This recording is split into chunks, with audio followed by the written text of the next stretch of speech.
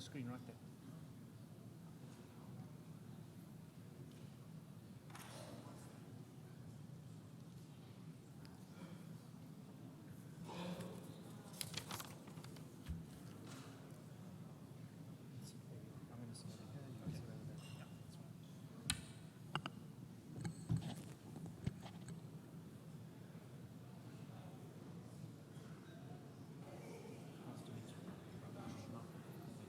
Join us up on stage.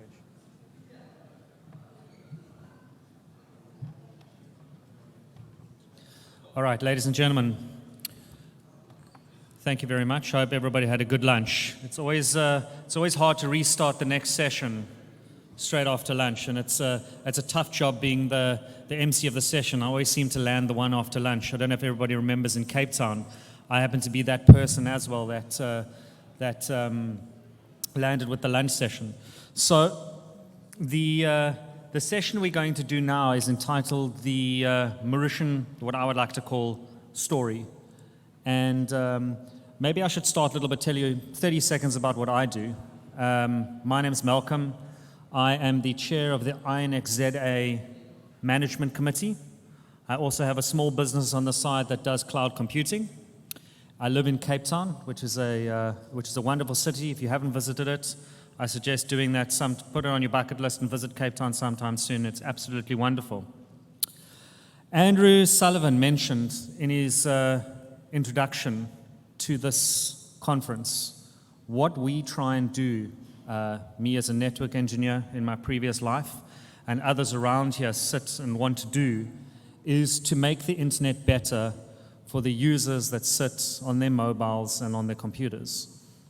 The way we make the internet better is to improve the networking ecosystem, i.e. the network side of things, and also the content delivery, how we get content to people. And I think in the 3 talks you're going to hear about today, from the Mauritian story, is a sort of a picture of how it is to be on an island, quote unquote, economy. We're all used to the African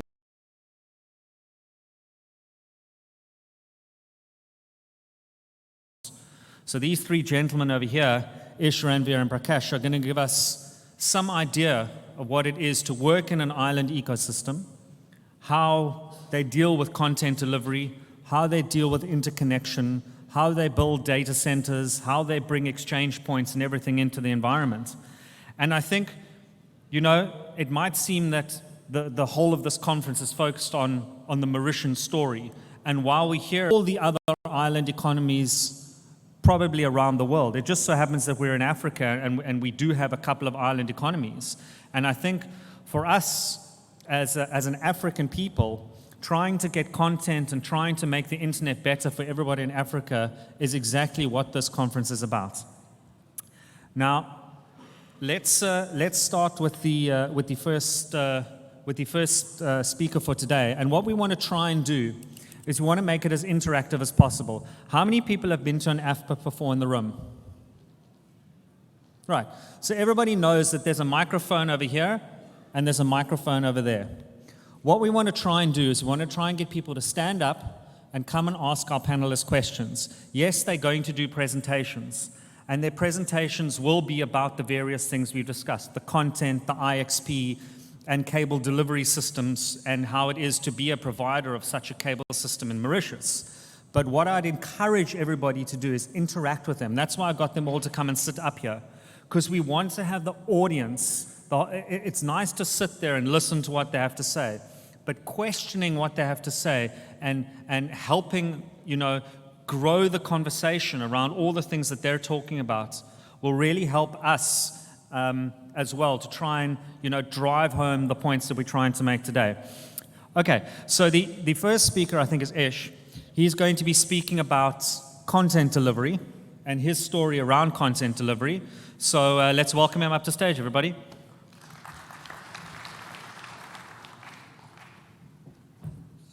That's all right. My laptop bag is well insulated.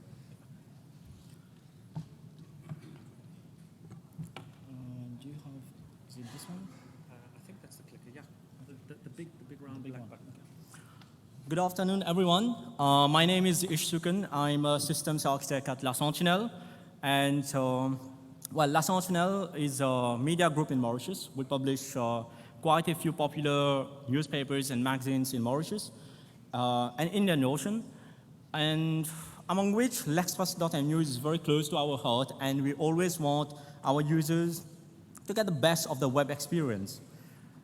So why am I standing here today is mainly to share a story with you, a story about our struggle of what I just said, what I just mentioned. We want our users to get the best web experience. And in order to do so, we needed partners who work with us. But that has not been, let's call it, an easy journey. So like many companies in Mauritius, La Sentinelle started the web venture in the early 2000s.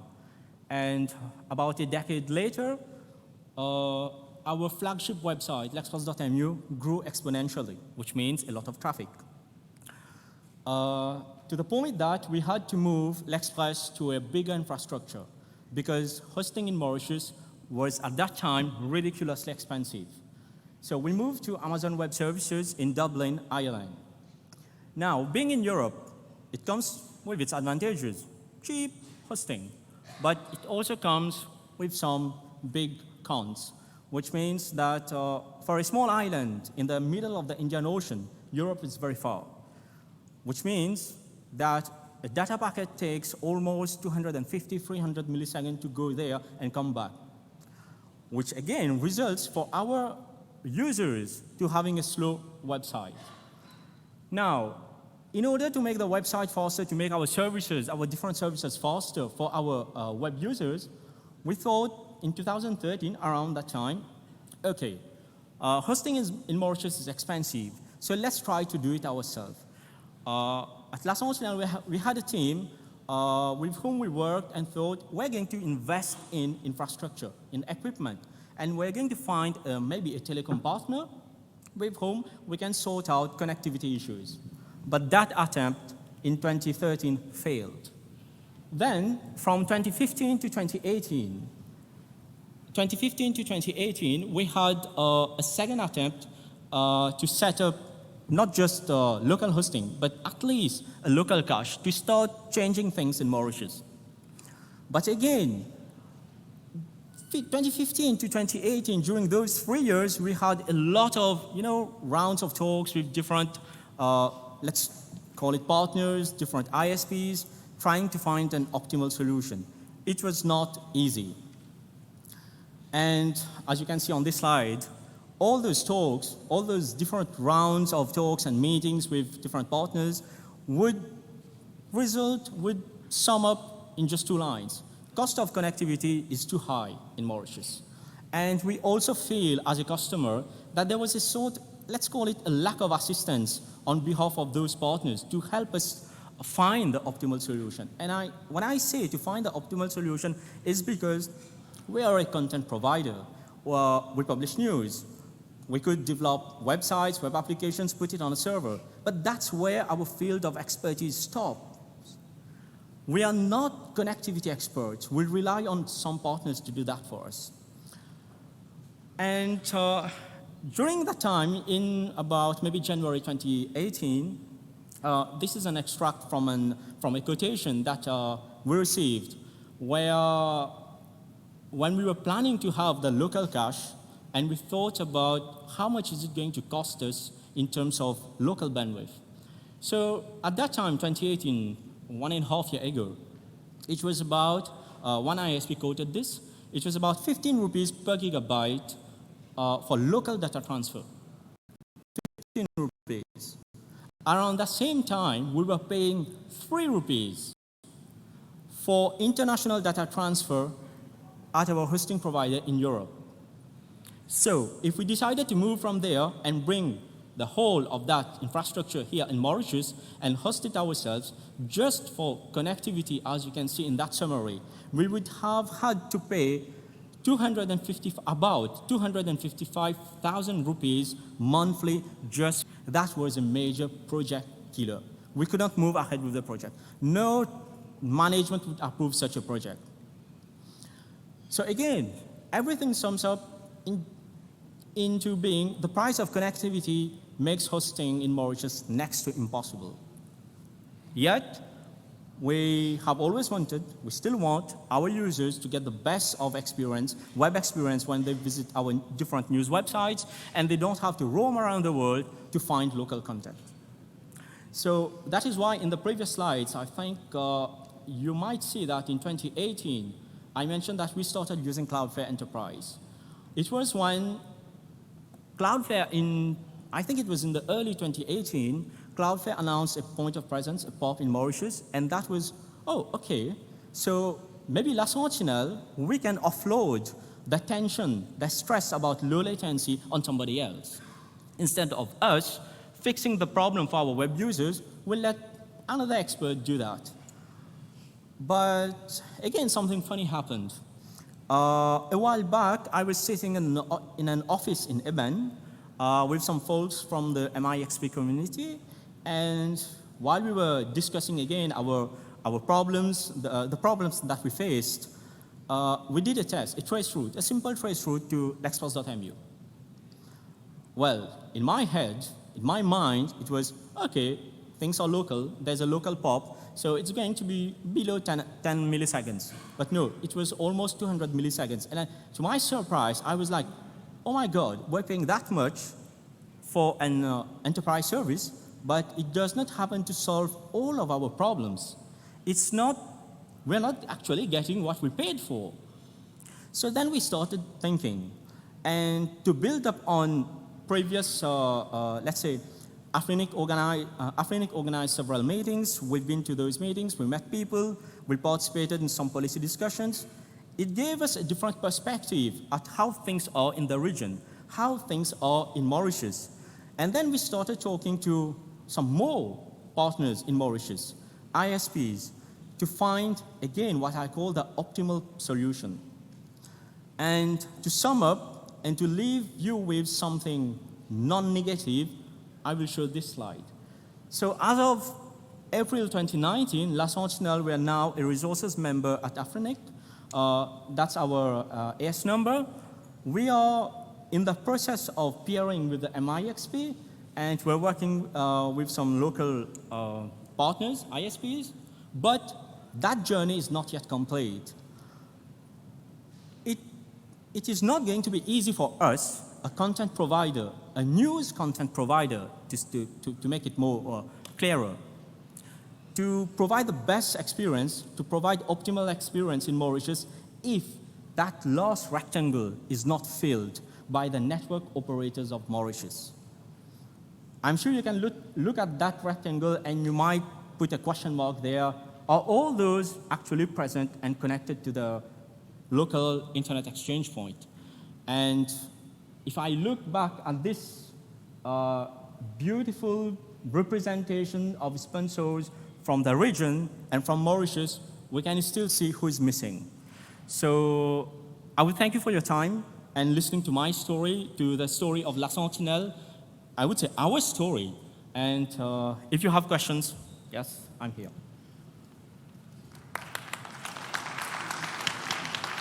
Ish, thank you very much. Maybe to get us started, I was listening, and some of the key points that you mentioned, hosting in the island is expensive. Why did it take so long to get the solution that you required? You're not connectivity experts, and you want the best user experience.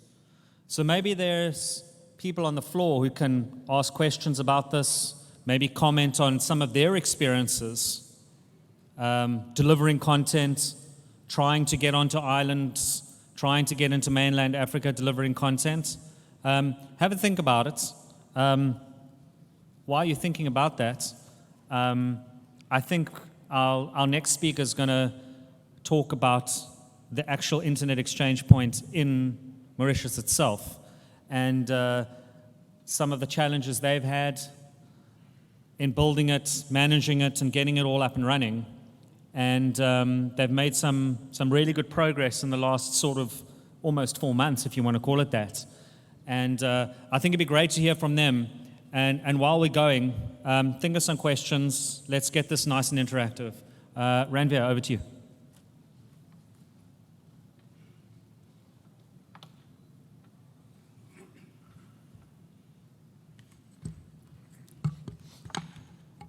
Good afternoon, everyone. I'm Ranveer, so I represent the Mauritius Internet Exchange Point. I'm the newly elected chair of the Mauritius Exchange Point. Thank you. So I'm not here to talk about how exchange points run, how we make internet a better place. You all know that. We have lots of experts here. But yes, Mauritius has an exchange point. But since its inception, we've been doing the exact opposite of what an exchange point should have been doing. And as a person, I would like to share on our experience. We, as a peering member, we as a local peering member, what were the shortcomings, and why the exchange point did not grow at the same pace as the internet grew in the island. And also, we want to relate on our learning curve on addressing all those issues.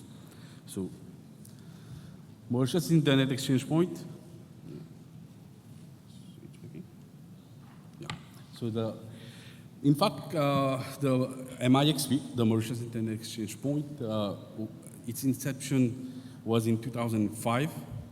It's the 7th oldest exchange point in Africa. Its current location is in the Government Online Center in Eben. That's the cyber city of the island, hosted in the Cyber Tower 1 building. And amongst the 11 licensed ISPs and telco operators in the island, currently we have only 8 which are actively peering at the exchange point. Out of those, on top of that, we have 2 international non-profit organizations who are peering there, and that's the current status. That's the current status of our exchange point. We had challenges all the way. We had lots of challenges, but that's part of the learning curve. We had a technical team. The MIXP was being managed by Afrique. Earlier, we had an active participation of some of the peering members who sent volunteers to assist in the technical management of the exchange. But the exchange did not have a governance model. While not having a governance model, the technical team, I would say they were pretty reluctant to do some changes. Any technical changes, be it adding new peers, configuring it how it should be, it was not happening. The community was not aligned to the objective of the exchange.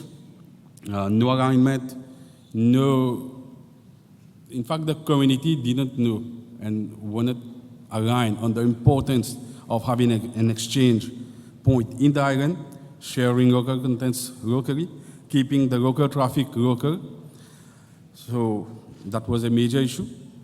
There was only one exchange point, no redundancy. It was in the Government Online Center. So no access after regular business hours. If we've had several of issues where we've had a physical damage or our port just went down after 5 p.m. So the only answer that we would get is come back tomorrow to fix it.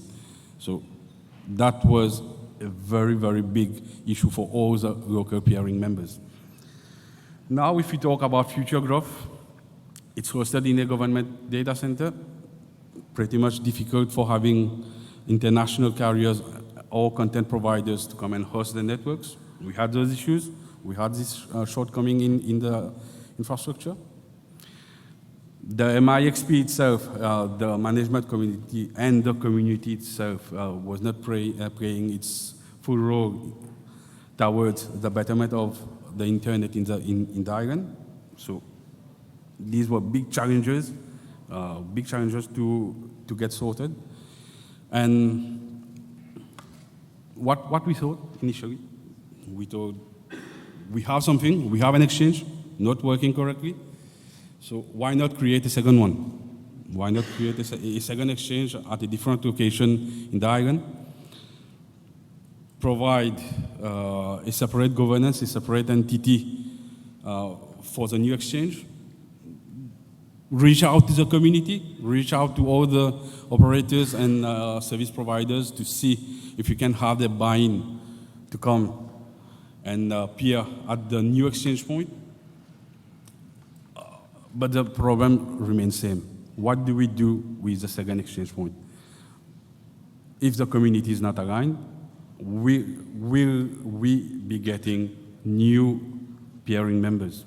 How do we get international content? How do we get international players coming in that exchange point where there's, it was something new. There was no concrete agreement between the local operators to come and peer there. So then we thought, hold on, let's rethink the existing MIXP. Let's try to address its shortcoming. Let's see what we can do so that the community is aligned, the community buys into the idea of this exchange point, how we get them there, how do we do the peering, how it should be done, how can we create awareness towards the importance of this exchange point. So what we did, we convened all the stakeholders of the island, the local operators, the local content providers. We did a roadshow 1 month ago. It was done in Eben with the help of PCH. So we had everyone there.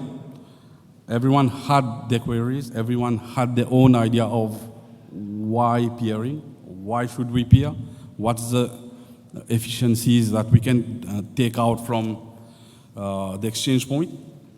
We had a beautiful session where everybody aligned on one common goal, is having the intended exchange point back up how it should be running again in the island, keeping the local content local, and having all the community united together as one in that exchange point.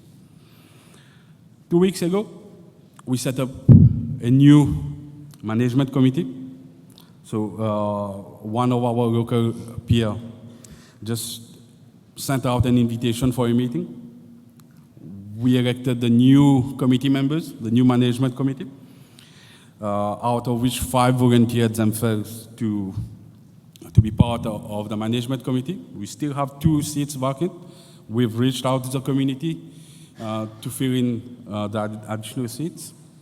We provided a new governance model. I was before with XZA 2 years back. I was in the management committee of XZA. So I reached out to them. I reached out to PCH, to Internet Society. They provided us with a governance model, and we provided to all, we gave to all community members. And today, we have a new direction, a new unity in the community. All the local operators have bought in the idea of having having the exchange point up and running with a new governance model and with a new vision for the future. How we created the difference? We provided an extension to the exchange point to a carrier-neutral data center located in Eben, Cyber Tower 1, same building. So, carrier-neutral data center, Rackspace sponsored by Rogers Capital. The data center is ISO 27001 certified with a 24/7 network operations center. I mean, the data center itself is in line with the best practices, how a data center should be running. We upgraded the existing infrastructure, so the extension was an upgraded version of the existing exchange point. And the final pain point that we had, no access of the regular business hours, was finally addressed with a 24/7 access. So today, we have an exchange point, an extension of the existing exchange point, where we have 24/7 access. Moving from there, it's a community-based idea. This extension can be further replicated to other parties, other stakeholders of the island. So we drafted an MOU with all the criteria to where we provided the criteria which someone needs to satisfy to have another exchange point located at the end. So we provided to everyone. So today we can say we can replicate this exchange point also.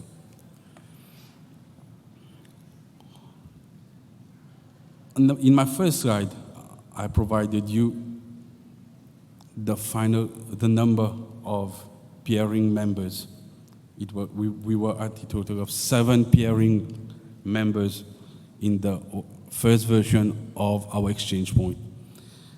In the newer one, in the extended version of the Mauritius exchange point, today we have 15 peering arrangements. We have 15 stakeholders peering. We've managed to get local contents. The media is in process, so we very soon have them on board. We have discussed with the University of Mauritius. They have a server, an e-learning platform where they fill in local contents. The university students are providing training materials, tutorials, they're filling out contents inside, and it's being hosted in the extension version. We've started to get international couriers also, who has signaled their intention to be part of and to peer at this exchange point. So we've doubled the capacity, I would say. We've doubled the capacity of the exchange point in 1 month from 7 to 15. So that's our story. Thank you.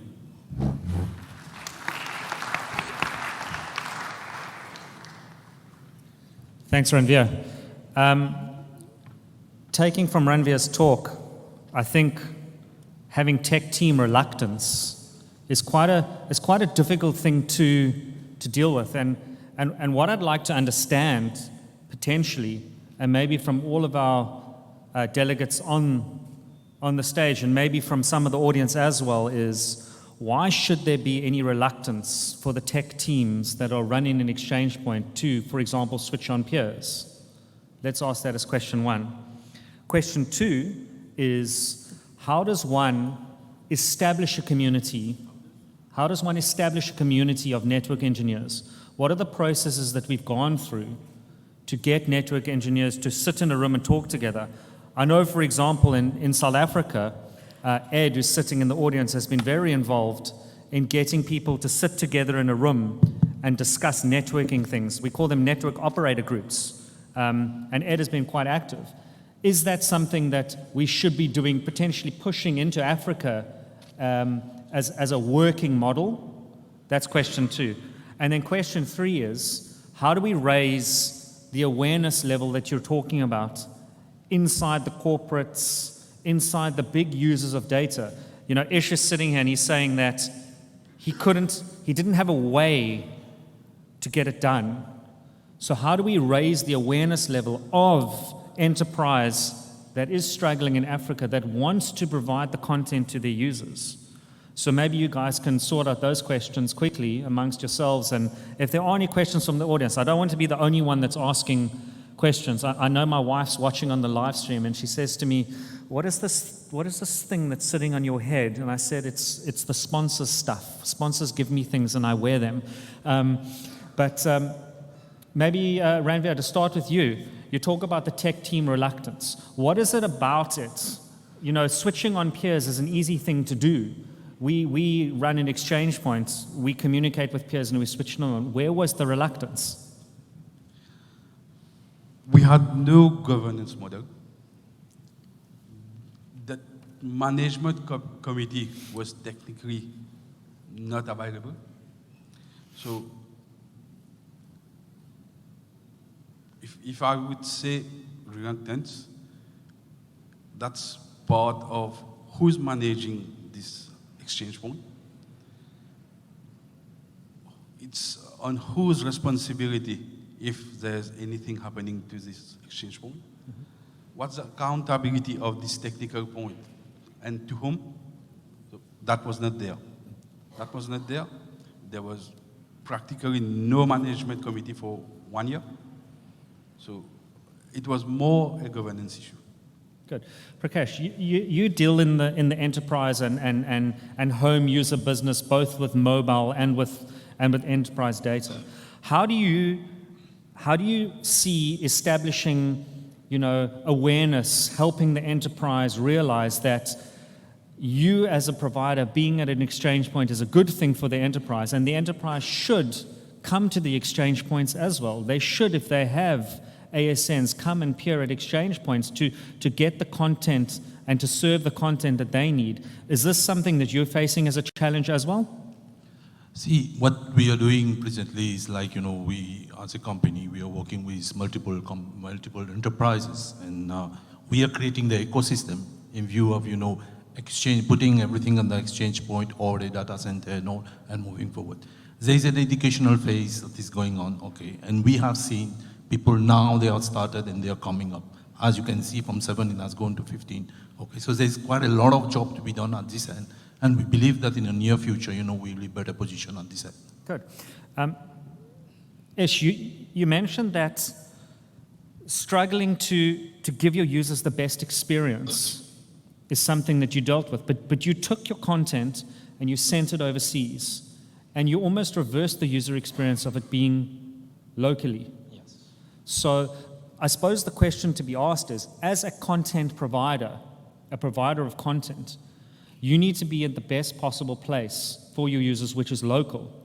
You looked at that price point, and I mean, looking at something like 300,000 rupees as a price point, I mean, no corporate can ever afford to be able to do that just for a user experience. So what are the other ways that you could have, you presented a timeline, what would have helped you if you were to take 6 years back to the point where you were? What would have helped you to improve your situation then as opposed to where we are now? Okay, that's interesting because when you started asking that question, you used the word called awareness. And when I look back a couple of years ago, we wanted to do something which we still want to do. So our idea hasn't changed, it's still the same. What has changed is very simple. A few years ago, when we would approach an ISP to tell them, hey guys, this is what we want to do, the only thing that most of the ISPs would do is to sell us something that they have. I can frankly say that none of the ISPs ever explained to us that, hey, you're a big news provider, you're a content provider, let's go to Afrinic, let's get your AS number, we'll turn you into a network operator, then there's the MIXP there, you can peer with everyone. Nobody gave us this idea. Like I mentioned during my presentation, the idea about becoming a network operator and peering with the rest of the community, this idea we got it from Afrinic when we joined those meetings. We started meeting other people who are doing things in the region, in the African region. And you might ask the question, hey, you're a small guy from a media company, what are you going to do at an ORIO meeting? It was for us to go out, because there was no awareness. It was for us to go out to find solutions, to see maybe there are media companies in Africa too, and maybe they have solved this problem that we are facing here in Mauritius. So that was the kind of thing that was a couple of years ago. Mm-hmm. And again, the answer is simple. It was thanks to Afrinic and community members. I've learned about AFPIF very recently. I would thank Ranveer for that. I've learned about AFPIF, and then we took all those ideas together. I said, okay, we have a limitation, which is technical expertise in network connectivity and everything, but what we need to do is find the right partner and then help us bridge the gap. Absolutely. Some questions from the audience, please. Thank you. All right, I guess it's me. Start with Nishal. Hello, my name is Nishal Govardhan. I'm a program committee person. I have a yellow sticker to prove it, so you all know that I'm not lying. In addition to the yellow sticker, I'm also the cold, unemotionless bad guy of the program committee. And I'm with that heart or lack of heart on, I'm going to try to answer what you asked Ranveer, because I know a little bit of his story, because I think that at least the program committee agreed, if they'll admit to it, that the problem that was endemic at the Mauritian exchange point that we wanted brought out, and Ranveer is too much of a diplomat to say, so this is why I'm here, is not that the engineers didn't want to make the work. In several parts of Africa, we tie ourselves into this environment where in order to do something, we need permission slips. I need my boss to do this. I need my manager to sign off on this. I need, because we don't want to take responsibility. And folks often confuse responsibility or the lack of responsibility with, well, if no one's willing to take responsibility, then I can't be blamed for this, and because I can't be blamed for this, I'm happy with the status quo. We use words when we talk about the internet, fantastic words like permissiveless innovation, and we think that this happens in Europe, and we think that this used to happen in Trumpistan. Really? No one's laughing? Jeez. But why? How much of that is it? How much of that is a problem here? So my question to you, all of you sitting there, is, and I realize you can't answer for individually the exchange, but how much of that is a problem? This idea that we can't innovate, we can't create, because we've got to go, we can't have permissiveless innovation. We don't have the network engineer that's willing to unshut a port at an exchange point and allocate an IP address, which is not a difficult thing to do. Because we have this culture that requires, or almost requires us to go through formality and process before we can get something done. How much is that holding us back, and how do we fix that? Thanks, Nishal. At the back, please. Yeah, thank you. Kishan here from MIXP, from the tech team. So I just wanted to share more insight on what has been happening as well in terms of the tech team. So not having a management committee didn't mean that we cannot switch on new peers. We actually had new peers that were connected, but the issue was mainly, for example, you should remember at some point in 2016, he had reached out to the MIXP, asking us to host like some of his servers or have like a local cache at the MIXP. So at our level, because this is being hosted at the GOC, it's difficult for us to make that call. And we had, I'll say, a first version of the management committee that we tried to revive. But at some point, they wanted to actually make it open only to ISPs. So only ISPs would connect to the MIXP in the first, let's say, 1 year, and then later they'll consider if other people can join in. So this was one of the challenges that we had as a tech team. So we cannot make the call of connecting someone else who is not an ISP, because the management committee at that time wanted to really have things moving first, and then they'll start opening up to other people. And also, at some point, maybe Ranveer would remember, we had the management committee, which was also restricted to the ISPs only. But now, in 2019, after we did the sessions, it's open to other parties as well, not locally restricted. So there has been a lot of work that has started like 2 years ago, trying to get the management committee up and running, but unfortunately it took more time. And now, since we have more community engagement that happened after the peering roadshow that Ranveer has spoken about, we actually have more momentum, and then there's things moving faster now. So there has been work that started, but the results are now coming up gradually. And also regarding your question, the local engagement and the local community building, we actually have started something very small, like a NOG in Mauritius. So gradually, we took that example from the KZN NOG, in fact, during the peering roadshow. So we are trying to do something similar and have the community built up around the MIXP, and also for the local community, for technical people to talk about technical stuff. And you would remember during one of the presentations, there is a motto or a mantra that we are trying to push in Mauritius is we compete at a commercial level, but at a technical level, we have to cooperate. So this is how we are trying to move forward and then make things better in Mauritius. Thank you very much. Time for 2 more questions, and then then on to our last presentation. Go ahead. Hi, everyone. Sorry, you have to introduce yourself, please, because we don't know who you are. I was about to do that. So I'm Sandeep. I'm a software engineer, and I work at a media company, at LSL Digital. So as a software engineer in a room full of network engineers, so my main concern is that how do I ship my software and how do I make it readily available to all my clients at a reasonable price. So basically the same concern as Ish.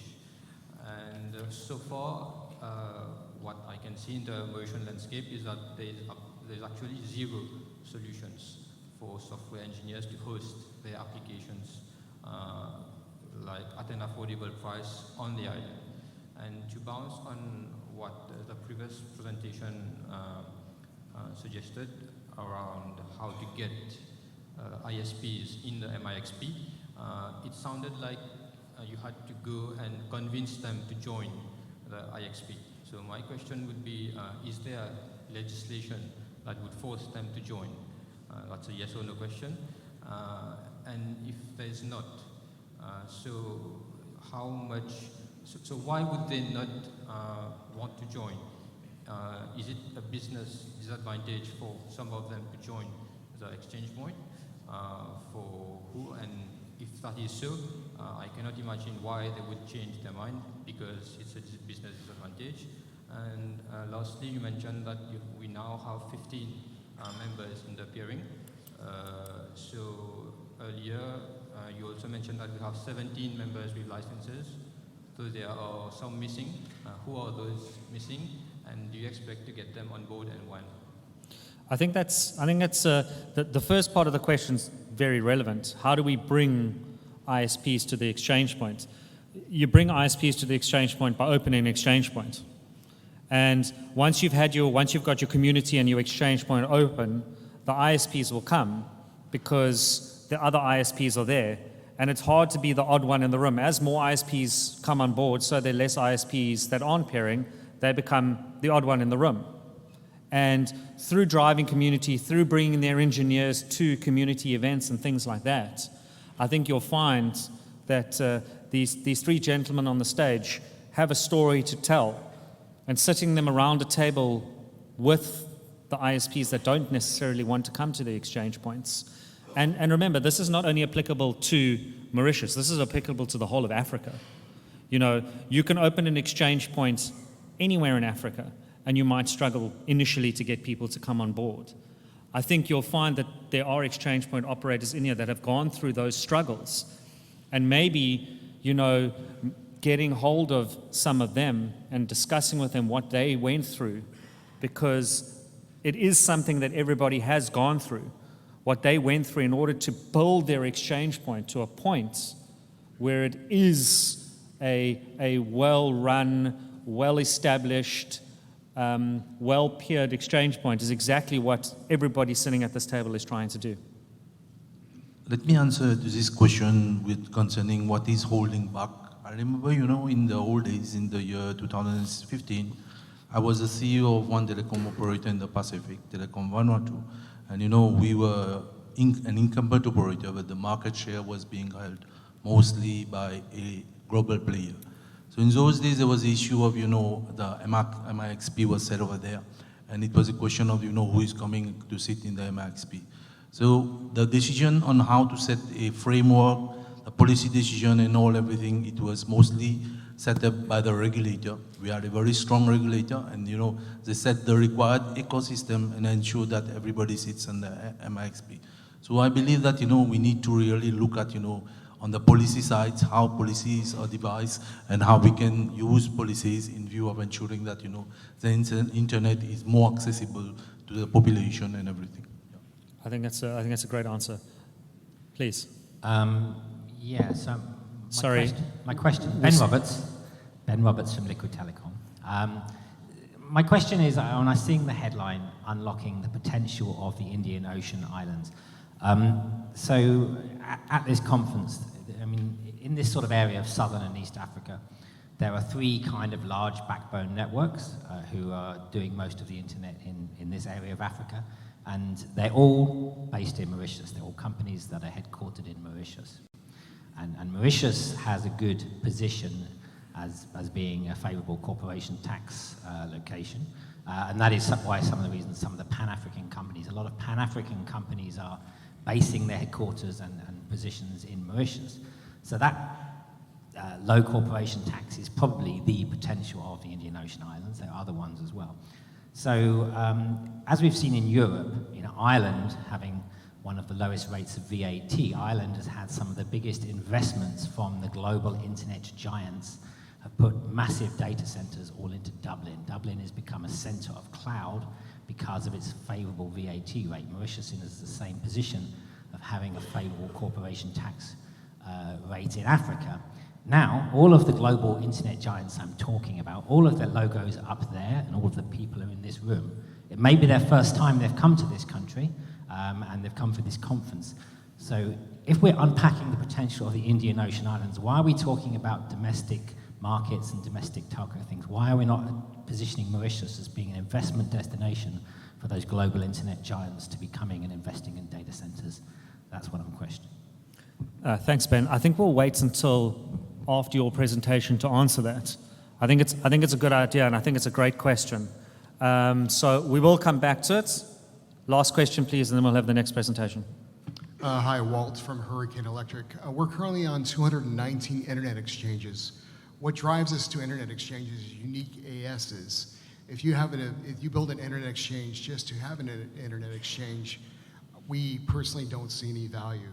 So when you're building in an exchange, make sure you have as many local ASs on that exchange, even if it's at a free or non-profitable thing, and that will help drive Hurricane Electric into new markets, and that's our position globally. And typically we look for 5 new ASs that we currently do not have connected to have us consider building into a location. So just a little feedback. Thank you. See, what I think align with this is that, it's not a question of how many you are having, but what are the people who are there? Who is holding the higher share of the market? Who are positioned over there? Where is the traffic, the big traffic? And then if they are there or they are not there. If you are taking free startup ISPs to be starting MIXP, I don't think that, it's going to deliver great value. It's important that, we have big players in the market who sits over there, and there's a good sharing of traffic among. This is where, internet will be more accessible to a lot of people. Yeah, to add on to that point, it's very critical that the domestic dominant players appear openly over the exchange. Otherwise, people will not come. Thank you. Excellent. Thanks, Walt. And I think the challenge for any IXP in Africa is to attract that content. And at a conference like this, I highly recommend that the IXPs that are here meet with the content providers. There's a meeting tool. There's ways that you can set up meetings, and I would highly encourage that IXPs, that operators meet the content providers. There are lots of content providers sitting in this room. Meet with them, explain to them your roadmaps, explain to them about your exchange points and what you're trying to do. And that will also help grow your exchange point, because if you can deliver content from your exchange point, then the operators, as you said, the ISPs will come to your exchange point as well. All right, let's hear from Prakash, and he's going to talk about a melting pot cable. Melting pot. Good afternoon, everybody. I think what we discussed, we are like the goat of the table. Among the goat of the table, the clip here is the market. Let me first give you a brief about my company and myself. I am Prakash Bheekhoo. I am the director of Emtel business. Emtel in this market has been here from 1989. We are the first company in the Southern Hemisphere to be having a mobile network, and we proud ourselves in this market to be driving a lot of innovation and creating really newness in the market so that the population as a whole get value out of it. So what I'm going to talk here is mostly associated with unlocking the potential of the Indian Ocean. Where are we now? What are the challenges, and how we want to go forward with it? So first of all, you will see that the islands of the Indian Ocean, they are quite sparse, they are spread, And connecting all these islands is not that easy, as it is easy to connect countries which are inland. So you can see here in terms of Mauritius, this is Mauritius, where you are now, and accordingly, these are the parameters associated with Mauritius. Mauritius has a population of 1.26 million. As a country, we have a GDP in 2018 of 14.22 billion. In per capita, we are around 11.6, and as a country, we are looking forward to be positioning as a top GDP countries in the world by the year around 2030. Growth has been around 3.8%. When we talk about internet growth in Mauritius, it has been for the last around 20 years, 824%.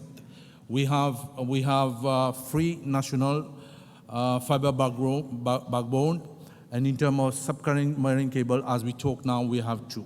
In Mauritius, we have we have 3 4G operators, and in terms of economic drivers, previously we used to be a country which was mostly dependent on agriculture. We have moved from being an agriculture-dependent country towards financial services, tourism, ICT, and manufacturing and SME. As we talk, as Mr. Hawabai said, okay, ICT is becoming the third pillar of the economy, and we believe that, as a company, we are also positioning in view of driving the process. Now you see that, the second island, okay, you will find Réunion Island. Réunion Island, its economy is mostly a population of 0.85. GDP is high because it's a French territory. GDP per capita also is quite high, and growth is 3.2%. If you see their internet growth rate from 2000 and 2019, it has been 269%. They have open access fiber, whereas here we have quite a limitation in terms of open access. In terms of submarine cable, they have 2, and operators also, they have 4. Their economy drivers are it's agriculture, tourism, and manufacturing. Now the big island in the Indian Ocean is Madagascar. Madagascar has a population of 25 million, which is like, you can say, around nearly around 20 times the population of Mauritius. The GDP is 12.1 billion, GDP per capita 470, growth is 4.7. In terms of telecommunication, percentage of population that uses internet is quite low, is 9.8%. Internet growth rate has moved 8,710% from 2000 to 2019. In terms of national fiber backbone, they have 1, submarine cable 2, and they have 4 operators. There also, the economy is mostly driven by agriculture. They have tourism, textile, and mining.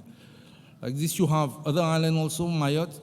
Mayotte also has a small population. GDP per capita is quite a bit high because they are a French territory. They also, the growth, we don't have certain information as they are a French territory. So if you see in terms of percentage of population that is using internet over there is 40.5%. Their economy also is based on agriculture. The other island is Comoros. Comoros, you can see the economy, their population is 0.8. They have a GDP of 1.2, GDP per capita 833, and their growth is 2.8%. They have a national backbone, and they have free submarine cables. In terms of their economy also is tourism and agriculture. They have 2 operators in that market. Now you have Seychelles, which is on the upper side. Seychelles is a population of 0.96. It's a small population. The GDP is 1.59 billion USD. The GDP per capita is quite high, 17.1. And the growth rate during the last 2 years, they have seen tremendous growth. They are at 8.5%. And percentage of population using internet is 70%. And their penetration rate has, for the last around 20 years, moved to 1,018%. They have 1 fiber backbone, they have 1 submarine cable, and they have 2 operators. Their economy is mostly dependent on tourism, agriculture, and energy. Now, if you see the overall statistic, when we talk about the islands, you can see the islands have a population of around 28 million, whereby, when we talk about Africa, we are talking a population of 1 billion. In terms of GDP per capita, you can see that, on an average, we have a GDP of 1,944 per capita, whereas in Africa is 1,081. GDP growth rate, okay, you can see the different countries, you know, what is the GDP growth rate, whereas for Africa, sub-Saharan Africa is 2.8. Adult literacy rate is quite high in the islands. Okay, you can see it's ranging from, some countries are having 94. When I'm talking about adults, is people who are above 15 years old. So the literacy rate is quite high. In terms of internet penetration index, you can see some of the countries are having high internet penetration index. Or in Africa, the average is 39.8.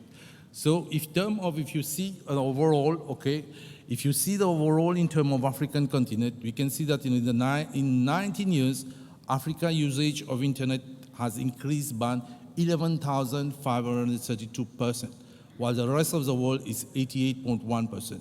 So accordingly, in Africa, as we talk, it contributes to about 11.9% of internet usage. So you can see that, you know, as a region, okay, right, we are quite vibrant in terms of, you know, creating an ecosystem in view of pushing the development of the different countries and creating a platform for investment. So now I'm going to mostly talk about the Indian Ocean, how it is, and how the economy and all. Indian Ocean economy is an evolving market condition. By creating, there is a high need of high-speed broadband. You see, every time we increase in capacity and all, we see that, you know, it's being consumed by the market. And broadband has a positive impact in GDP growth, employment growth, and productivity. This is, I think, everybody knows in this room.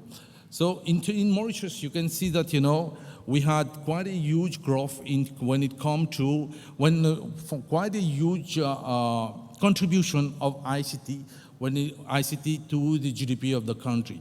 If you see, Mauritius is the third pillar of the economy, and the GDP contribution is high. Our broadband penetration also has increased by 10 points. In terms of mobile telephony and all, we are quite well positioned. We are around 140% penetration. What we are focusing us here at the economy, our focus is on new technologies that are artificial intelligence, blockchain, fintech, and IoT. This is quite a lot of things being devised by the government to create incubation centers and all to ensure that, you know, these are new technologies are coming up and is positioning well in the market. To enable that thing, what we are looking forward, we are doubling the university intake for ICT courses. So there's quite a lot of capacity building that is going around here in terms of ensuring that, you know, we have the required workforce to be able to deliver what we intend for the future. Public sector services digitalization, this is something that, you know, the government is doing very strongly here. You can see most of the services now you can get it online, and even the government is putting their data available to the people so that people can use those data and develop new software, new application and all, which help the way people are living. For example, you know, we had a software called Traffic Watch, okay, we even got an award, which enable people, whenever you are leaving home in the morning, you can check around where there's traffic, there's no traffic. This is something that we did around 3 or 4 years back. But there's quite a lot of incentive that we are taking in view of ensuring that, you know, information where it's being stored in the different platforms of the government is available to different professionals so that the professional can take those information and devise new products and services and solutions so that it meets the demands of the market. Cyber threat response at national level, we are quite secure. There is quite a very good framework in Mauritius in terms of cyber threat, okay? And we have create the required environment. Even the policy has already been set in terms of work from home incentive. So any company who is giving work from home incentive they can get 5% decrease in their taxation. So the government is ensuring that, you know, in view of with ICT and all, they're ensuring that, you know, people can work better, can work smarter and all. And we're also building quite a lot of smart cities, okay, right, to ensure that, you know, day by day people are becoming smarter in the country. Now, what are the enablers? If you see that, you know, what are the enablers that shape the internet ecosystem as we perceive here? It has to do with the consumers, okay? You need to have a consumer which is well educated, a consumer who understands the need of internet and who understands the need of information available online and how they can improve their day-to-day life, okay? So this is something that, we as a network operator, even the government and everybody is working toward that to ensure that that level of education is there and people are day by day using more and more internet. This is clearly available for the different data that we are having in terms of usage. We can see that consumption is increasing day by day, which at the end of the day is leading to a decrease in price also. Okay, so on the consumer perspective, I think that we are in the good direction. Digital transformation, I just talk about what is this government doing in terms of digital transformation. So everything is all information in terms of big data, in terms of everything is available online, and a lot of information are available from the private sector to the government also says flow of information to ensure that digital transformation is happening in this country.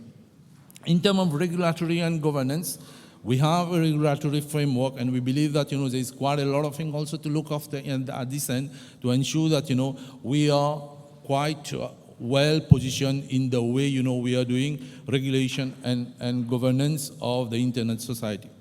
If we see in terms of issues that we have, okay, in terms of issues so that which we can say that a little like non-enablers. I think we have been talking about it. It's the IXPs, okay? It's something that, we believe that, much work needs to be done at this end to have a common point whereby everybody can exchange. There is an exchange point so that information, we don't have to go and fish information from other places. We have information very close.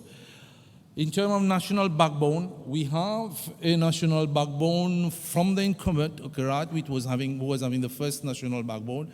And we believe that, those unbundling approach need to be there, okay, in terms of regulatory to ensure that, there is a national backbone and the cost of the national backbone is better for different players in the market. We have CB also who has come with a fiber net, but it all has to do that, where they are positioned, all the costs and all. I think that, quite a lot of things need to be done in terms of putting a national backbone which create an enabling environment for development of the internet in the society. Now, in terms of content, okay, if you see that, content development is something that, I believe need to be really considered, and we must be able to create local content, okay, as raised by one of the people here. It's like somebody is developing a software, where to put it, software as a service and all. So I think that, in this side, there's quite a lot of things to be done, okay? And we believe that, this is something that we need a high level of priority. And the last of it is international connectivity. As we talk, we have 2 cables connecting us, okay? And we had numerous time, okay? We have a breakdown, we are an island. While the cable run in the sea, and when there's a breakdown, it's not easy. It takes time to repair, okay? So on international connectivity, I think that, there's quite a lot to be done in view of ensuring that, we have a consumption growth economy and ensure that, there is a growth of internet, okay? They are enablers, but there are also issues that need to be addressed in view of positioning. Now, if you see on terms of international connectivity, as we talk, okay, right, directly we have safe cable, we have Lion and Easy going up to which we are connected. So this is the configuration of the cable as we talk now in different islands. The black one is the safe cable going till Asia, and then you have the Lion cable, you have the Easy cable, the blue one, okay, where we are connected and the different islands are connected. Some of them are connected directly with it. So these are the islands, and what is the risk with all these configurations that are having now? The risk is we have a lack of path diversity. We have only 2 cables. We have also high cost for wet segment and cross connects. This is like the cost of maintenance, especially with a submarine, and we are a small economy with a volume of traffic that goes and cut off for that. This is something that, it really affects us in terms of business.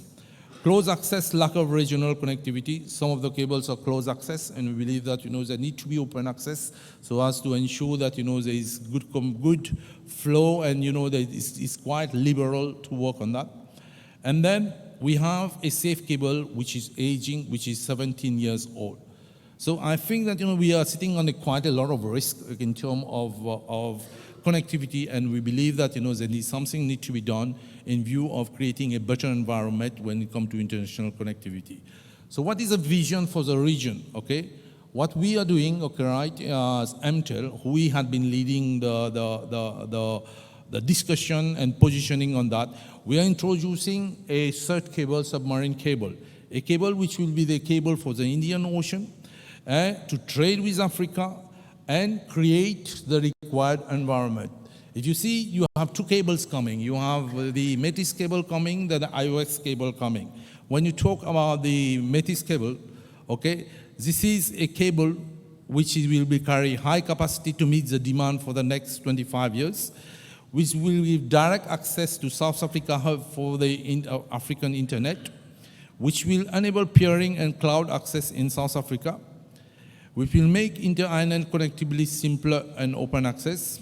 It will reduce international bandwidth costs, okay?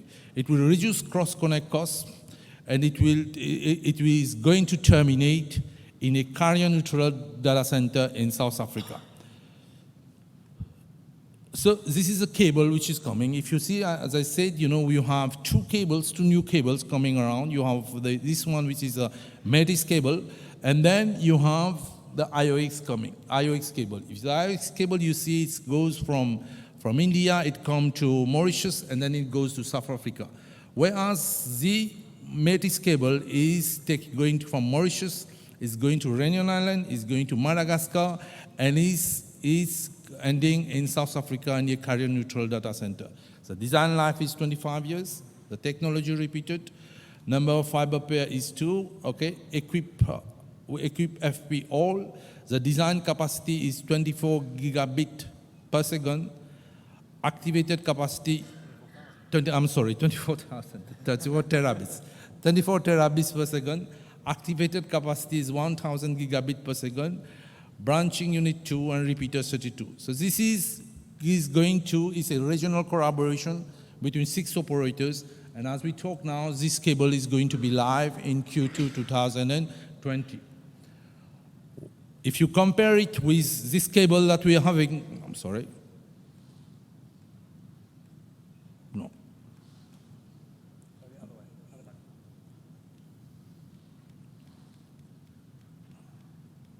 Yes, if you see the cable that we are having here, and together with this cable, I believe that we are going to create the required ecosystem to create a better connectivity of the Indian Ocean island. With this, what we have, how long this will change the Internetscape? It will confirm the island as major ICT hub. It will give a better internet access for all social classes. It will enable Industry 4.0, which is, we are talking of IoT-enabled device, or more automation in the industry. Increase productivity in the small and medium enterprise. Empowerment, okay? It will create higher demand and throughput, and at the end of the day, it will be much at a reduced price. So the objective for us with the METISS cable is to really re-engineer the ecosystem to see that we can give you a better connectivity. As we are talking now, we will be having a latency of around 17 milliseconds, okay? And then the capacity, as we said, okay, right, the speed is 24 terabits per second. So it's a cable which is going to really change the way we are positioning in the market. What else we are doing? We are also enabling the total ecosystem in Mauritius, where domestic connectivity, data center, international connectivity, it's there to provide the required environment. In terms of internet exchange point, I want to put it here. Okay, let me first talk about initiative. We talk about MIXP, and I want to announce it here that, Emtel has revised its peering strategy, and we want to be 100% open on that, okay? Thank you very much. So by this initiative, if you see that, we are in Mauritius, we are 40% of the market shareholder. So we are creating the enabling environment so that, this peering and sharing of information and everything happen. We are also positioning to educate the society of IXP importance. This is what I said, okay? So we, in different forum, different things, we will take part, okay, right, to educate the people. Fully involved, as I said, in MIXP 2.0, extending ISP infrastructure to more accessible data centers. One of the main sponsors of IP Transit at IXP, we aspire to become a regional IXP. The challenges that we are having is negligible traffic despite greater than 10 years old. This is whereby, we believe that, regulatory need to come in and look at, how to bring the incumbent operators in the system so that, there's a higher level of traffic that goes on IXP. Lack of understanding by the local community, and this is where, we want to position and create that element of awareness and education. Limited participation of key players, this is what I said. Okay, I believe that, this is something that, we need to seriously work upon and look at, how we can bring key players in that platform. And we also believe that the physical location is something that, we need to consider. I think we will discuss about that afterwards. National backbone, in terms of national backbone, as we said that, we started as a player in this market being a mobile operator. And as we talk now, this is our fiber backbone which we are having. So we are connecting throughout Mauritius. We have already finished the west, south, north is in progress, and the east also is going to be there from Q1 2020. So we are very much focused to put the fiber. The challenge is close access, no fiber in buildings. This is why we said that we have to put our fiber. High cost of deployment, lengthy deployment, access issue right and way and all. And what incentive we are taking, we have undergone massive investment. New generation of micro-trenching, where we have used micro-trenching in view of decreasing costs. Fast deployment, we do 200 kilometers in less than 1 year.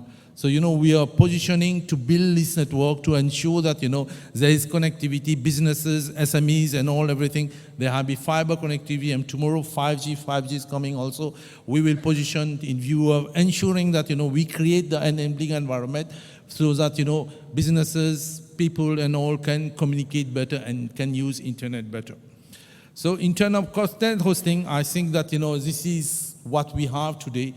Emtel has a data center, and we have a booth over there, and anybody willing to visit our data center, we have a team here. I think today itself we are starting from 5:30 in the evening.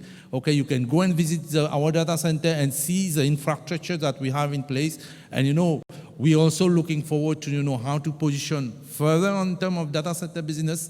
But it's important that the internet community who is here, you visit our data center and understand in the island the way we are setting data center and the way we are doing business in terms of data center.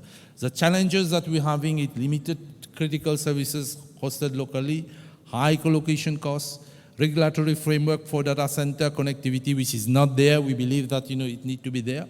Shared major content for the country, it needs to be shared. This is where it's important, this sharing what we are talking about. We have a tier 3 neutral data center. Why tier 3, not tier 4?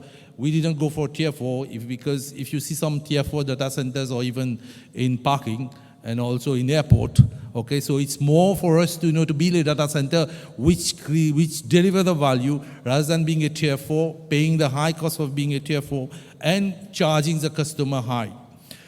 We want to promote affordable local content and CDN hosting. I know I've taken a lot of time, okay. I wish to thank you very much for it. Thank you.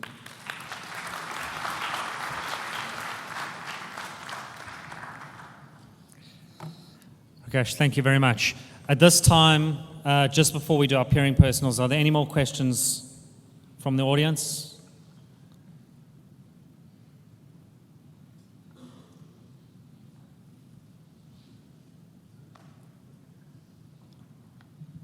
Hi, Nishal Govardhan. Curious person. Cross-border. Now that's a term we've heard at ISPA for how many years now? Many, right? Many years. But it means something completely different when an island. And I'm not sure if, I mean, it was clear to me looking at this now, it's, wow, I don't think I thought too much about that. How do you see your challenges as cross-border being an island, being fundamentally different from a smaller country in Africa? So let's pick on my friends, the Rwandese. I like them, they're here somewhere.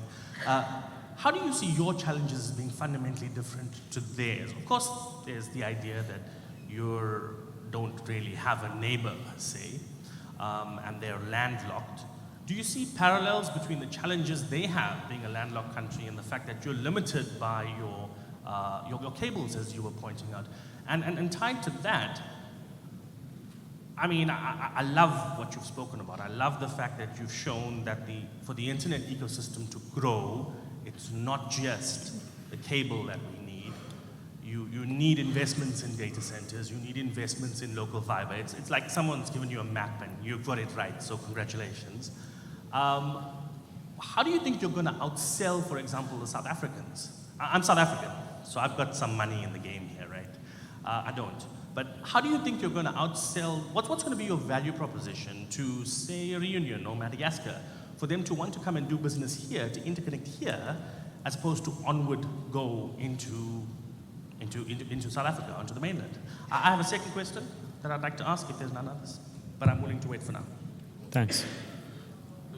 Who would like to answer? You see, presently, the way we are doing business, okay, right? We are mostly focusing toward companies who are operating in Mauritius and also operating in different African countries, and they are coming here to buy capacity with us and positioning is our data center.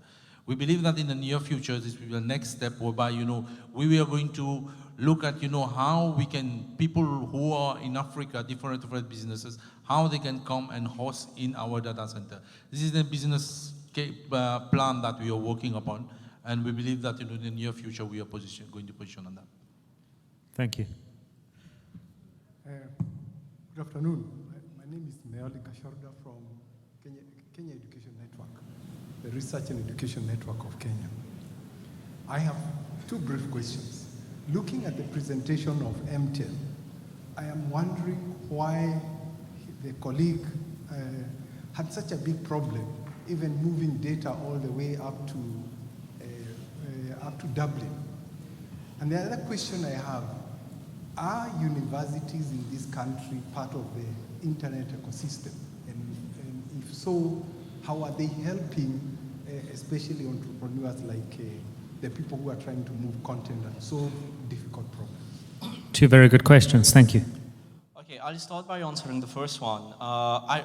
When you asked the question, I recall an incident, not an incident. I have a memory of 2013. I asked an ISP, not an ISP, a data center in Mauritius, not Emtel, someone else, a quotation for a virtual server. Simple configuration, I gave it. And the quotation came, it was about 14,000 rupees per month. Okay, so if I put myself in the place of my software engineer colleague, that would be impossible for me to host something very simple.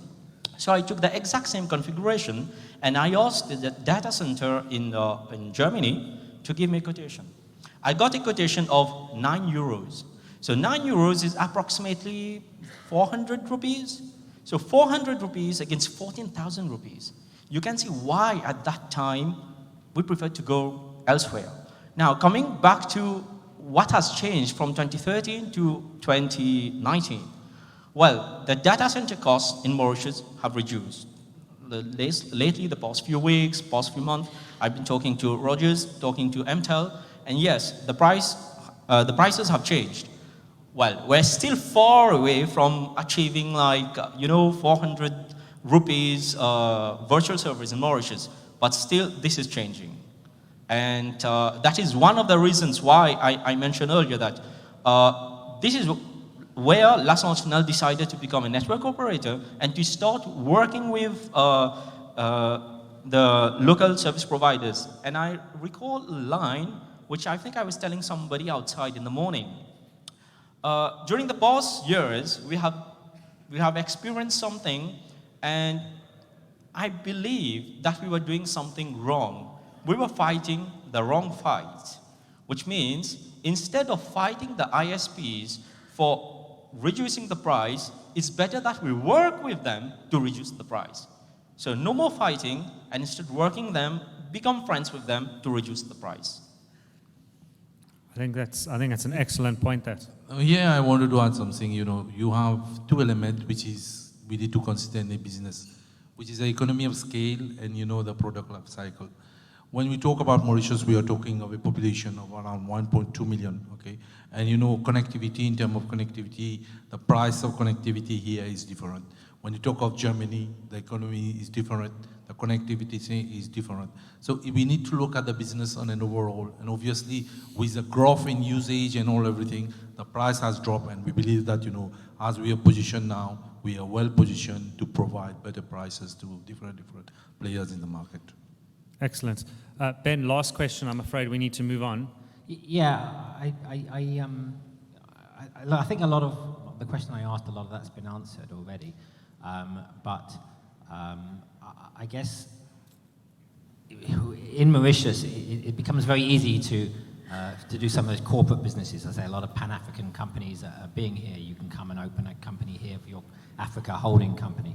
And so as an international operator, I think it has attractions, to being here and using it as a hub to connect between Africa and Asia.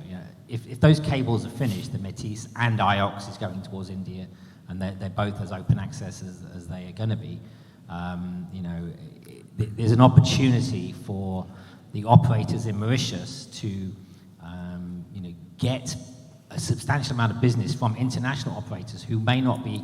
We may not be coming here to go for a domestic market. We're not necessarily going to want to go to subscribers and businesses in Mauritius. But if there's an opening up to allow easier, bringing your equipment here, hosting and everything in Mauritius, that will be a good opportunity. And I think it is opening up.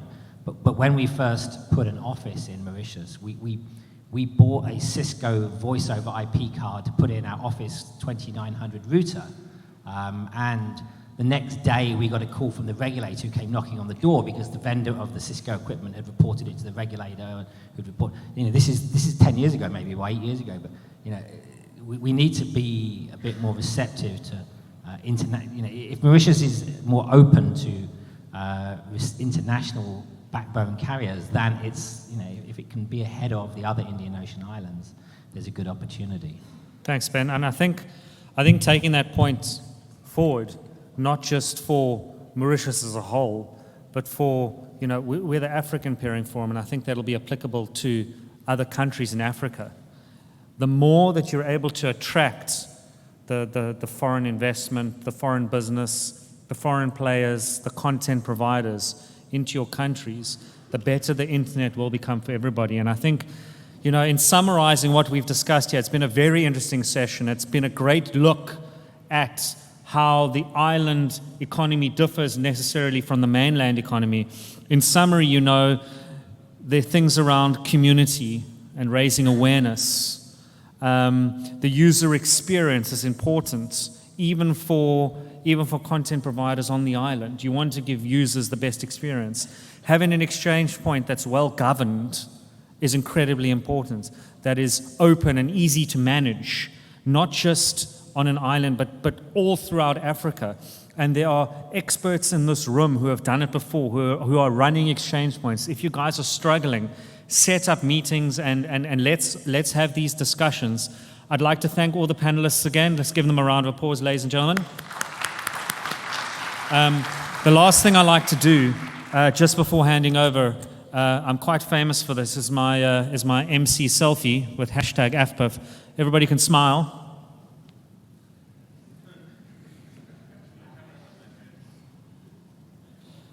And that'll be available on Twitter shortly.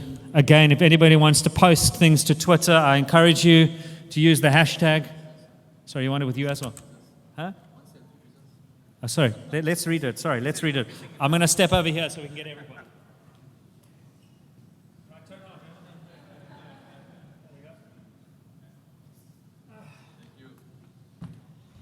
Ladies and gentlemen, thank you. The first set of pairing personals over to Frank. Again, if you want to send details in, the stuff's going to be up there. My name is Malcolm, and you guys have been amazing. Thank you.